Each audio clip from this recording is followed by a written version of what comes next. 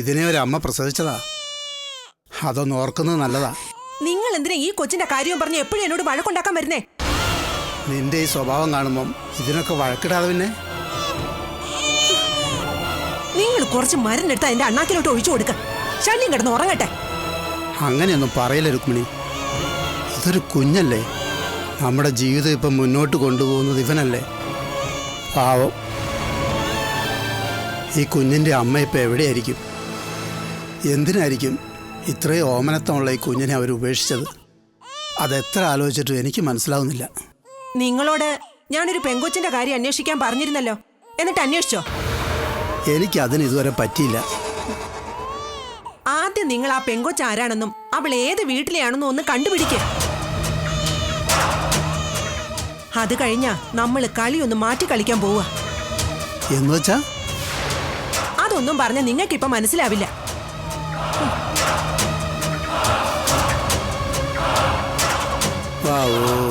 കരയല്ല മോനെ, കരയല്ലടാ, കരയല്ല. ചതിയായിരുന്നു, ഒക്കെ ചതിയായിരുന്നു. തോമാച്ചനെ മുന്നിൽ നിർത്തി ബാലാമണി കളിച്ച കളി. ഇതുകൊണ്ടെല്ലാം അവസാനിച്ചെന്ന് കരുതണ്ട. ബാലാമണി അവളുടെ പക തീർക്കാൻ പുതിയ വഴികൾ ഓരോന്ന് തേടിക്കൊണ്ടിരിക്കുക. എന്താ ചെയ്യേണ്ടത്? ഇങ്ങനെ പോയാൽ എനിക്ക് ഭ്രാന്ത് പിടിക്കും സോളമ. ഓരോ നിമിഷവും എന്റെ വ്യക്തിത്വ അടിയറവ് വയ്ക്കേണ്ടി വരുന്നത്. ഇങ്ങനെ എനിക്ക് ജീവിക്കാൻ കഴിയില്ല, ജീവിക്കാൻ പാടില്ല. അഴകത്തിപ്പ് ബാലാമണി ശക്തയാ. ആ വീട്ടിൽ നിന്നുകൊണ്ട് അവളെ എതിർത്ത് തോൽപ്പിക്കുക എന്നത് ഒരിക്കലും നടക്കുന്ന കാര്യമല്ല. പിന്നെ ഞാൻ എന്ത് ചെയ്യണം? അഴകത്ത് നിന്ന് ഇറങ്ങിപ്പോണോ? അതെ, തൽക്കാലം ആ ഒരു വഴിയെ കവിതയ്ക്ക് മുമ്പിലുള്ളൂ. ഒന്ന് തെളിച്ചു പറ. അനന്തുവിനെയും കൊണ്ട് എത്രയും വേഗം കവിത അഴകത്തുനിന്ന് മാറി താമസിക്കണം. എങ്കിലേ കവിതയുടെ ഇപ്പോഴത്തെ പ്രശ്നങ്ങൾക്ക് ഒരു പരിഹാരമാവൂ. അതിന് അനന്ത് സമ്മതിക്കോ? ഇല്ല, അയാള് സമ്മതിക്കില്ല.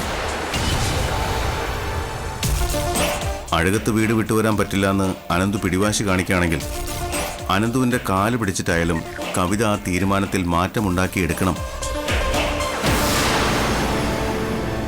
അനന്തുവിനെയും കൊണ്ട് അഴകത്തുനിന്നിറങ്ങാൻ കവിതയ്ക്ക് സാധിച്ചാൽ ബാലാമണിയുടെ മുമ്പിൽ കവിതയുടെ ആദ്യത്തെ വിജയമായിരിക്കും അത്.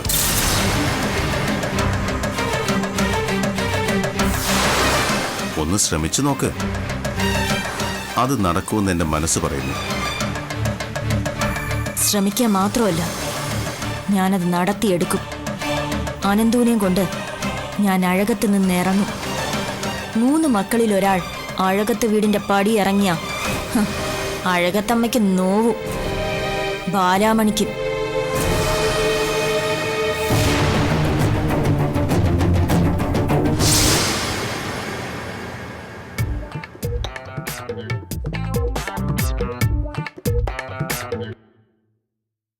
ഏട്ടത്തി കൂടി ഇരിക്കേ.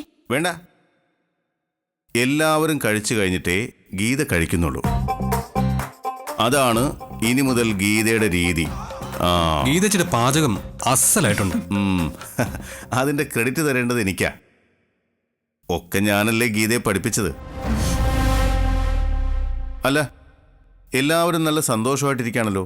പിന്നെ അമ്മയ്ക്ക് മാത്രം എന്തു പറ്റി? എനിക്ക് സന്തോഷമുണ്ടല്ലോ. അത് പക്ഷേ നിങ്ങൾക്കാർക്കും മനസ്സിലാവുന്നില്ലെന്നേ ഉള്ളൂ. അതൊരു വല്ലാത്ത സന്തോഷമാണല്ലോ അമ്മേ. അതെ, നിങ്ങൾ രണ്ടുപേരും ഡോക്ടർമാരാണ്. ഞാൻ നിങ്ങളോടൊരു കാര്യം ചോദിച്ചോട്ടെ? ചോദിക്കേ. ഉറക്ക ഗുളിക കഴിക്കുന്നതുകൊണ്ട് എന്തെങ്കിലും കുഴപ്പമുണ്ടോ? കുഴപ്പമെന്താ? ഉറങ്ങിപ്പോവും. പക്ഷേ കൂടുതൽ കഴിച്ചാൽ മരണം വരെ സംഭവിക്കാം. അത് എനിക്കും അറിയാം. ഞാൻ അതല്ല ചോദിച്ചത്. പിന്നെന്താ? ഒരാള് മറ്റൊരാളെ നിർബന്ധിച്ച് ഉറക്ക ഗുളിക കഴിപ്പിച്ചാൽ ഉറക്ക ഗുളിക കഴിപ്പിച്ചയാൾക്ക് എന്തെങ്കിലും കുഴപ്പമുണ്ടാവുമെന്ന് ഞാൻ ചോദിച്ചത്. പിന്നില്ലേ, വധശ്രമോ? പോലീസിന് കേസ് എടുക്കാം. അങ്ങനെ ഒരു കേസിൽ അകത്തു പോയാൽ മിനിമം എത്ര വർഷം വരെ ശിക്ഷ കിട്ടും? കൃത്യമായിട്ട് അഡ്വക്കേറ്റ്സിനെ പറയാൻ പറ്റൂ. എന്നാലും നല്ല ശിക്ഷ കിട്ടും. എൻ്റെ ഒരു പരിചയക്കാരന് ഒരാള് പാലിൽ ഉറക്ക ഗുളിക കലക്കി കൊടുത്തു. അതെയോ? എന്നിട്ട് അവനത് കുടിച്ചു. ബോധം കെട്ട് കിടന്നുറങ്ങി. ഭാഗ്യത്തിന് അപകടമൊന്നും സംഭവിച്ചില്ല. ആ, അവനിപ്പോ കേസ് കൊടുക്കാൻ നടക്കുക. നാട്ടിലുള്ള എൻ്റെ ഒരു കൂട്ടുകാരനാ. പാവത്തിന് അതിൻ്റെ വകുപ്പും കാര്യങ്ങളൊന്നും അറിയില്ല. അത് കലക്കി കൊടുത്താരാ? അവൻ്റെ ഭാര്യ തന്നെ, അല്ലാതാരാ? എങ്കിൽ പിന്നെ കേസുമായിട്ട് പോലീസ് സ്റ്റേഷനിലും കോടതിയിലും ഒന്നും പോകണ്ട. വേണ്ടേ? വേണ്ട. പിന്നെ എന്താ ചെയ്യണ്ടേ? അയാളുടെ ഭാര്യ ഇങ്ങോട്ട് പിടിക്കുക. എന്നിട്ട് ചെകിട് പൊട്ടിച്ച് ഒറ്റ അടി വെച്ചു കൊടുക്കുക. നാട്ടുമ്പുറത്ത് പെണ്ണുങ്ങളല്ലേ, അവർക്ക് ഈ ഒരു ട്രീറ്റ്മെന്റേ പറ്റൂ. അത് കൊള്ളാം. ഗീതമോളെ, ഒന്ന് ഇങ്ങോട്ട് തിരിഞ്ഞേ.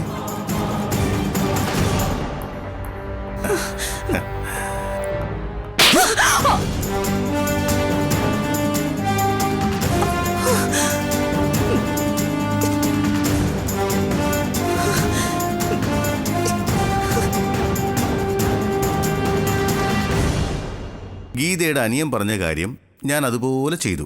അത്രേ ഉള്ളൂ.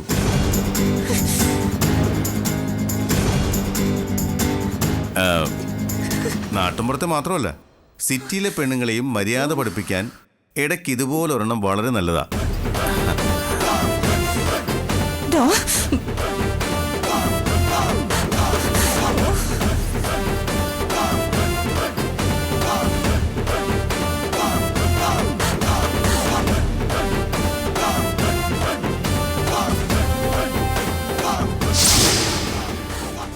വേണ്ട കവിത, നമുക്കിനി പരസ്പരം എന്താ പറയാനുള്ളത്?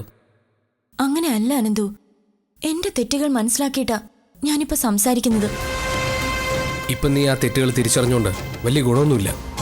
ഉണ്ട്. ഇനിയെങ്കിലും സ്വസ്ഥതയും സമാധാനമുള്ളൊരു ജീവിതം എനിക്ക് വേണം. എനിക്ക് അങ്ങനെ ഒരു ആഗ്രഹമില്ല. അങ്ങനെ പറയല്ലേ അനന്തു.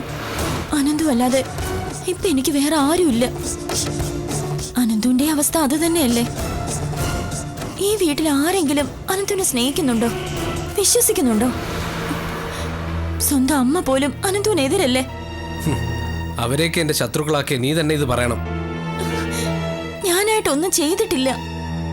ചിന്തിച്ചു നോക്കിയാ അത് അനന്തുവിന് മനസ്സിലാവും. ഒരു കണക്കെടുപ്പിന് ഞാനില്ല കവിത.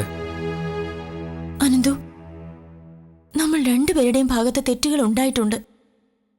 വിചാരിച്ച ഇനിയെങ്കിലും നമുക്കത് പരിഹരിക്കാവുന്നതേ ഉള്ളൂ. ഇപ്പൊ അനന്തുവിന്റെ പ്രശ്നം ഈ വീടും ഇവിടെയുള്ള ആളുകളുമാണ്. കുറച്ചു നാളത്തേക്ക് നമുക്കിവിടെ നിന്നൊന്ന് മാറി താമസിച്ചാലോ? അഴകത്തുനിന്ന് മാറി താമസിക്കാനോ? കൊള്ളാം. നീ പുതിയ അടവുമായിട്ട് വന്നിരിക്കുക അല്ലേ? അയ്യോ അനന്തു, സത്യമായിട്ടും അല്ല. നമുക്ക് രക്ഷപ്പെടാൻ വേണ്ടിയിട്ടാ ഞാനീ പറയുന്നത്. ഏയ് വേണ്ട, ഈ കാര്യത്തെക്കുറിച്ച് നീ ഇനി സംസാരിക്കണ്ട. നടക്കില്ല. പിന്നെ ഈ വീട് വിട്ടു പോകണമെന്ന് നിനക്ക് നിർബന്ധം ഉണ്ടെങ്കിൽ നീ പോയിക്കോ, എന്നെ പ്രതീക്ഷിക്കണ്ട. അനന്തു, എന്റെ തീരുമാനം ഞാൻ നിന്നോട് പറഞ്ഞു കഴിഞ്ഞു. ഇനി നിനക്ക് നിന്റെ ഇഷ്ടം പോലെ ചെയ്യാം. അനന്തു, നമ്മള് രക്ഷപ്പെടാൻ വേണ്ടിയിട്ടാ ഞാൻ ഈ പറയുന്നത്. ഈ വീട്ടിൽ നിന്ന് ബാലാമണി നമ്മളെ ജീവിക്കാൻ സമ്മതിക്കില്ല. എന്നോടും അനന്തുവിനോടും അവൾക്ക് തീർത്താ തീരാത്ത പകയാ. അതുകൊണ്ട് ഇവിടെ നിന്ന് രക്ഷപ്പെടാന്ന് ഞാൻ പറയുന്നത്. എന്നും ബാലാമണിയുടെ മുമ്പിൽ തോറ്റു കൊടുക്കേണ്ടി വരുമ്പോ അനന്തുവിനോട് തന്നെ വെറുപ്പ് തോന്നാറില്ലേ? അതേ അവസ്ഥ തന്നെ എനിക്ക്.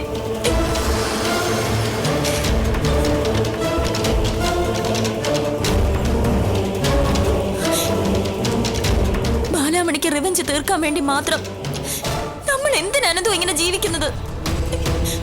നമുക്കിവിടുന്ന് പോവാം. ചിലപ്പോ അങ്ങനെയെങ്കിലും അവളുടെ കലി അടങ്ങിയാലോ? അഴകത്ത് വീട്ടിൽ നിന്ന് പുറത്തു കിടക്കാൻ നമുക്ക് പറ്റിയ പിന്നെ നമുക്ക് ബാലാമണി ഒരു ശല്യം ആവില്ല. അതിന് ദയവ് ചെയ്ത് അനന്തു ഇതിനൊന്ന് സമ്മതിക്കണം, പ്ലീസ്.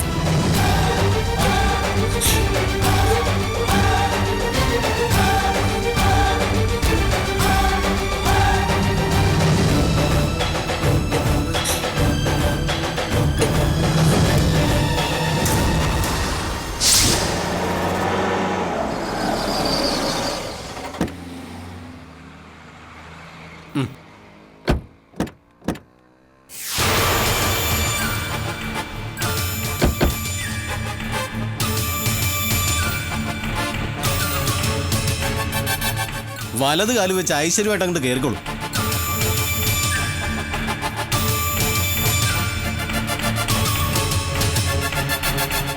വലതെനിക്ക് ശീലമില്ലാത്തതാ, ഇടതാ ശീലം. സ്വഭാവം അങ്ങനെയാണല്ലോ. വരൂ.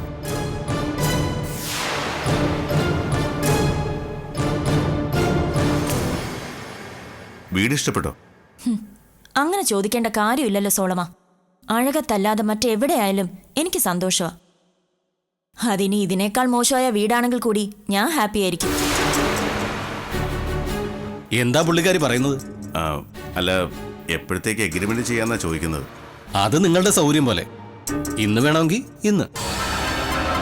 എങ്കിൽ ഇന്ന് തന്നെ ചെയ്യാം. നാളെ തന്നെ ഇങ്ങോട്ട് മാറി താമസിക്കാലോ. അനന്തു സമ്മതിച്ച സ്ഥിതിക്ക് ഷിഫ്റ്റിംഗ് വെച്ച് താമസിപ്പിക്കാതിരിക്കുന്ന നല്ലത്. ദാ അഡ്വാൻസ്. എഗ്രിമെന്റ് സോളമനെ ഏൽപ്പിച്ചാ മതി. ഞങ്ങൾ നാളെ രാവിലെ താമസത്തിന് വരും. ആരുടെ പേരിൽ എഗ്രിമെന്റ് എഴുതേണ്ടത്? അഴകത്തെ അനന്തു.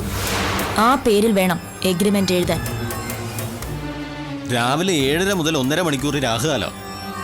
അത് കഴിഞ്ഞ് പാല് കാച്ചിയാൽ മതി. എനിക്ക് രാഹുകാല വിശ്വാസം. അതൊക്കെ നിങ്ങളുടെ ഇഷ്ടം പോലെ. പുറത്തെ വാതിലിലെ ലോക്കിനൊരു ഇളക്കമുണ്ട്. ഇന്ന് എന്നെ പണിക്കാരെ നിർത്തി ശരിയാക്കി തരാം. വേറെന്തെങ്കിലും മാറ്റിത്തരണമെന്ന് നോക്കി പറ, ഞാനിപ്പോൾ വരാം.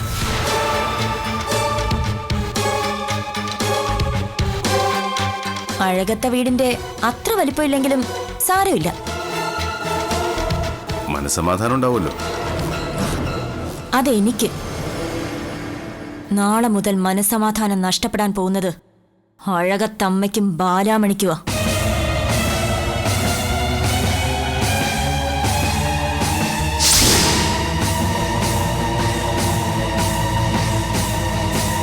അപ്പോ നിനക്കഴകത്ത് നിന്ന് മാറി താമസിക്കണം. എന്താ അതിന്റെ കാരണം? ഇവിടെ എല്ലാവർക്കും ഞാൻ ഇവിടെ ഒരു ശല്യമാണല്ലോ. എല്ലാവരും ഒന്ന് പറഞ്ഞതിൽ നീ അമ്മയും ചേർത്തിട്ടുണ്ടാവുമല്ലേ? എന്നെയും നിന്റെ ചേട്ടന്മാരെയും ഈ വീടിനെയും ഒന്നും വിട്ടുപോകുന്നതിൽ നിനക്ക് യാതൊരു വേദനയുമില്ലേ? വീട് മാറുന്ന കാര്യം ഞങ്ങൾ തീരുമാനിച്ചു കഴിഞ്ഞു. എങ്കിൽ പിന്നെ എന്തിനാണാവോ എന്നോട് അഭിപ്രായം ചോദിച്ചത്? അമ്മ പൂർണ്ണ മനസ്സോടെ സമ്മതിച്ചാലേ ഞാൻ ഇവിടെ നിന്ന് ഇറങ്ങും. അങ്ങനെ ഒരു നിർബന്ധം അനന്തൂന് മാത്രമേ ഉള്ളൂ. ദയവ് ചെയ്ത് അമ്മ എതിര് നിൽക്കരുത്. കാര്യപ്രാപ്തിയുള്ള മക്കൾ അവരുടെ ഇഷ്ടത്തിന് ഓരോ തീരുമാനങ്ങൾ എടുക്കുമ്പോൾ അവരോട് ഒരുപാട് സ്നേഹമുണ്ടെങ്കിലും അമ്മമാർ അതിനെതിർക്കാതിരിക്കുന്നതാണ് നല്ലത്. നിങ്ങളുടെ തീരുമാനം പോലെ തന്നെ കാര്യങ്ങൾ നടക്കട്ടെ. പക്ഷേ എനിക്കൊരാളുടെ അഭിപ്രായം കൂടി ഒന്ന് ചോദിക്കണം. ആരുടെ? ദാ ഇവളുടെ.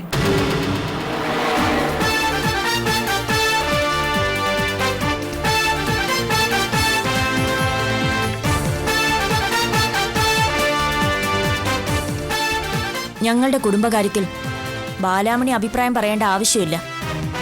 ആനന്ദു ഇപ്പൊ എന്റെ ഭർത്താവാ. ഞങ്ങളെ വഴിക്ക് വിട്ടേക്ക്. അങ്ങനെ നിങ്ങൾക്ക് രണ്ടാൾക്കും ഇവിടുന്ന് പോവാൻ കഴിയില്ല. അതെ, നിന്റെ ഉദ്ദേശം എന്താണെന്ന് എനിക്ക് മനസ്സിലായി. എന്നെ നിനക്ക് നിന്റെ കാൽ കീഴിലിട്ട് ചവിട്ടി അരയ്ക്കണോ അല്ലേ? ഞാൻ ഇവിടുന്ന് പോയാൽ പിന്നെ അതിനുള്ള അവസരം കിട്ടില്ലല്ലോ. നിങ്ങളെ ഉപദ്രവിച്ചേ അടങ്ങൂ എന്നൊരു ഉറച്ച തീരുമാനം എന്റെ മനസ്സെടുത്തിട്ടുണ്ടെങ്കിൽ നിങ്ങൾ ഏത് നാട്ടിൽ പോയാലും പിന്നാലെ ഞാനും വരും. എന്താ നിന്റെ പ്രശ്നം? ഞങ്ങൾ സ്വസ്ഥമായിട്ട് ജീവിക്കാൻ നീ സമ്മതിക്കില്ല? ഒരു ബുദ്ധിമുട്ടുമില്ലാതെ നിങ്ങൾ സന്തോഷമായിട്ട് ജീവിക്കണം. അതാ എന്റെ ആഗ്രഹം.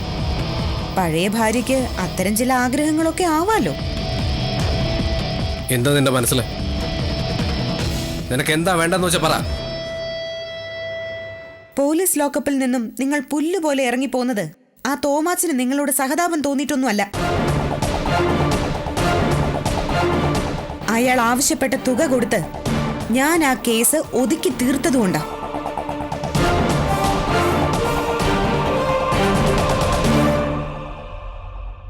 ആ പണം എനിക്ക് മടക്കി കിട്ടണം. അത് തന്നിട്ട് എവിടേക്കാണെന്ന് വെച്ചാൽ നിങ്ങൾ പൊയ്ക്കോളൂ. നീ കിട്ടുന്ന അവസരങ്ങളൊക്കെ മുതലെടുക്കുകയാണല്ലേ. പോലീസ് സ്റ്റേഷനിൽ നീ എന്നെ ഇറക്കിക്കൊണ്ടുവന്നത് എന്നോടുള്ള സ്നേഹം കൊണ്ടാണെന്നാണ് ഞാൻ കരുതിയത്. അങ്ങനെയല്ലെന്ന് ഇപ്പൊ മനസ്സിലായല്ലോ. ഓരോരോ കുരുക്കുകൾ ഉണ്ടാക്കി നമ്മളെ എന്നും ഈ വീട്ടിൽ തളച്ചിടണം.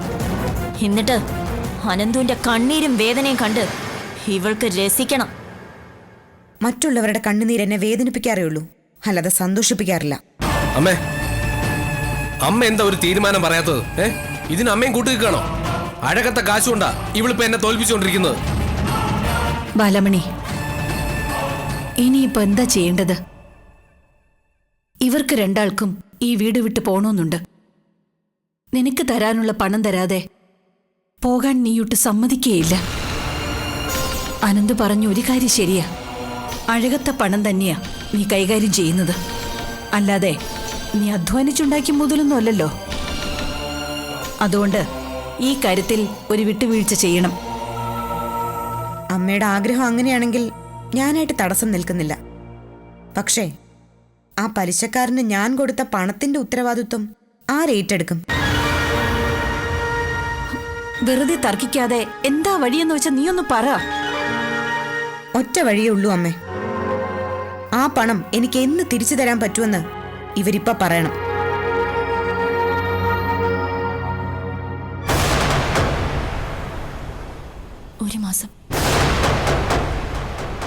ഒരു മാസത്തിനകം തരും. അങ്ങനെയാണെങ്കിൽ ഇവര് പൊയ്ക്കോട്ടെ അമ്മേ. അപ്പോ ഒരു ഉറപ്പിന് എന്തെങ്കിലും ഒന്ന് വാങ്ങി വെക്കണ്ടേ? ചെക്കോ പ്രോമിസറി നോട്ടോ എന്താന്ന് വെച്ചാ കൊടുക്കാം. അയ്യടാ, ചെക്കും പ്രോമിസറി നോട്ടൊന്നും എനിക്ക് വേണ്ട. പിന്നെ ഈടായിട്ട് നിനക്ക് എന്താ വേണ്ടത്?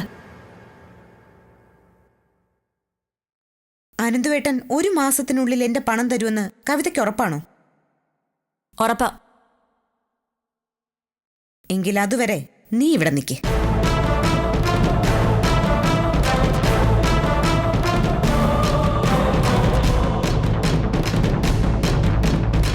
അനന്തുവേട്ടൻ ഇന്ന് തന്നെ വാടക വീട്ടിലേക്ക് മാറിക്കോളൂ. എനിക്ക് യാതൊരു എതിർപ്പുമില്ല. ഒരു മാസം കഴിഞ്ഞ് കാശുമായിട്ട് വരുമ്പോ ഭാര്യയെ കൊണ്ടുപോകാം.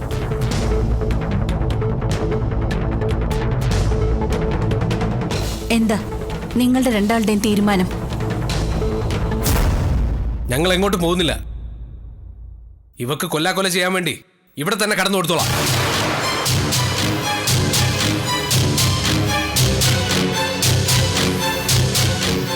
അനന്തുവേട്ടൻ വിഷമിച്ചു പോയത് കണ്ടില്ലേ കവിത? പോയി സമാധാനിപ്പിക്കും. ചെല്ലൂ.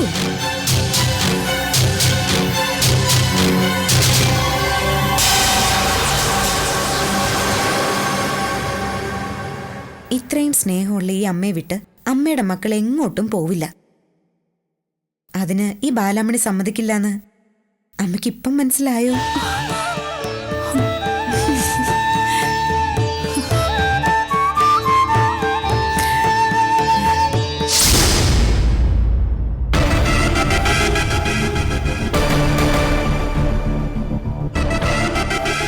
അങ്ങനെ ആ പ്ലാനും ചീറ്റിപ്പോയി അല്ലേ? നീ എന്നെ ജീവിക്കാൻ വിടില്ല. ഇല്ലല്ലോ, അത് നിനക്കറിയാവുന്ന കാര്യം തന്നെയല്ലേ. നിന്നെ ഒരു രീതിയിലും രക്ഷപ്പെടാൻ ഞാൻ സമ്മതിക്കില്ല. എത്ര കാലം വേണമെങ്കിലും നിനക്ക് ഈ വീട്ടിൽ താമസിക്കാം. എനിക്കിവിടെ ജീവിക്കണ്ട. ഞാനും ഒരു മനുഷ്യ ജീവിയാ. ആ പരിഗണന പോലും തരാതെ ഇവിടെ ഇട്ട് നീ എന്നെ കൊല്ല ചെയ്യ. അല്ല, ഞാൻ തുടങ്ങിയിട്ടല്ലേ ഉള്ളൂ. അപ്പോഴേക്കും നീ തോൽവി സമ്മതിച്ചാലോ? ഇപ്പോ നിനക്ക് കമ്പനിയിൽ യാതൊരു അധികാരവും ഇല്ല. ഒരു വീടുണ്ടായിരുന്നത് കയ്യിൽ നിന്നങ്ങ് പോയി. അക്കൗണ്ട് ബാലൻസ് വട്ട 0. എന്നിട്ടും നീ ഈ അഴകത്ത് വീട്ടിൽ സുഖമായി കഴിയുന്നുണ്ട്. എന്താ നിന്റെ ഉദ്ദേശം? അല്ല, നിനക്ക് എന്തെങ്കിലും ഒരു നല്ല ജോലി തരണ്ടേ? ആ ജോലി എന്തായിരിക്കണോന്ന് മനസ്സിരുത്തി ഞാനൊന്ന് ആലോചിക്കട്ടെ. രാവിലെ നിനക്ക് ഞാൻ അപ്പോയിന്റ്മെന്റ് ലെറ്റർ തരും. ഇനി ഈ വീടിന് വേണ്ടി കവിതയും കുറച്ച് കഷ്ടപ്പെട്.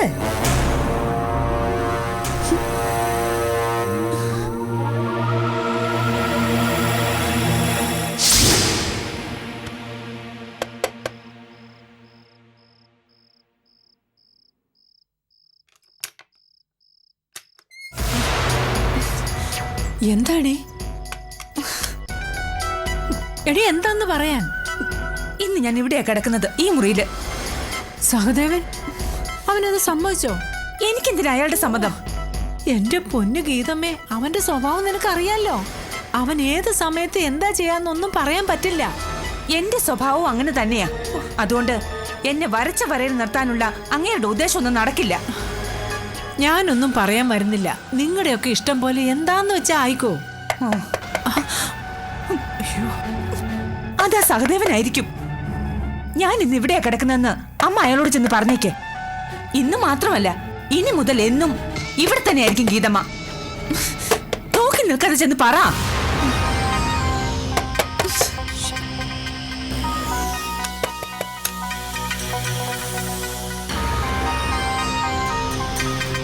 ഗീതമ്മയ്ക്ക് നല്ല സുഖമില്ല മോനെ, തലവേദന. അതുകൊണ്ട് അവൾ ഇന്ന് ഈ മുറിയിലാ കിടക്കുന്നേ. അതെയോ? ഈ റൂമിൽ കിടന്നാൽ ഗീതമ്മയുടെ തലവേദന മാറുമെങ്കിൽ അവൾ ഇവിടെ തന്നെ കിടന്നോട്ടെ. ശരിയമ്മേ, അപ്പൊ രാവിലെ കാണാം. Good night.